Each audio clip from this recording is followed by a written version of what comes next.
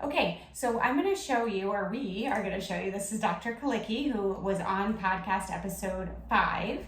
And so we're going to go through some ways to check for visual, it's a screening really, to see whether you should reach out and try to have some more assistance to build your team. So go for it. What would we do? So for a young kid, I always like to find an interesting target. So I just have a little pom-pom with googly eyes, little eyeball, or even finger puppets work, just something interesting to keep their attention.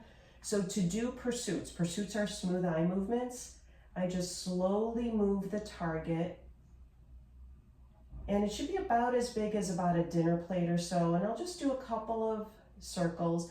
I also like to go side to side, and then I'll go in the opposite direction.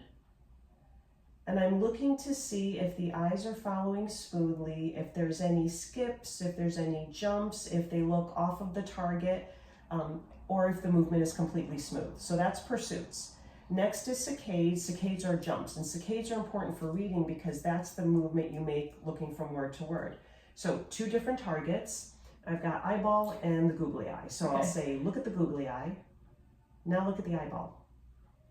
Googlies, eyeball. Googly, eyeball.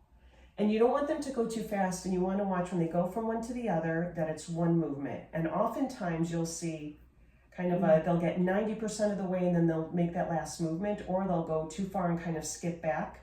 So I'm just watching for one nice smooth movement and then landing accurately. So that's saccades. Next, I would also do near point of convergence, which is pretty much, can you turn your eyes in and stay on a target? So for this, just have them watch the target, and I always like them to tell me when they see 2.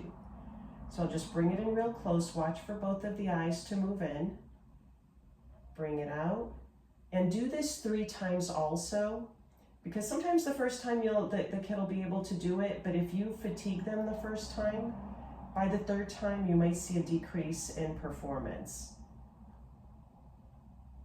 So that was fun, wasn't it? So when I'm looking there, I want to see the eyes moving in nice and smoothly, staying on the target. And sometimes you'll see that one of the eyes will zip out, but they won't see double. Or sometimes they will tell you that they see double. If both eyes aren't following smoothly to about 5 centimeters away from the eyes, then that's a problem with convergence. So pursuits are the smooth movements, saccades are the jumps, and convergence is smooth movement, staying on a target close up to the eyes. Perfect. Thank you.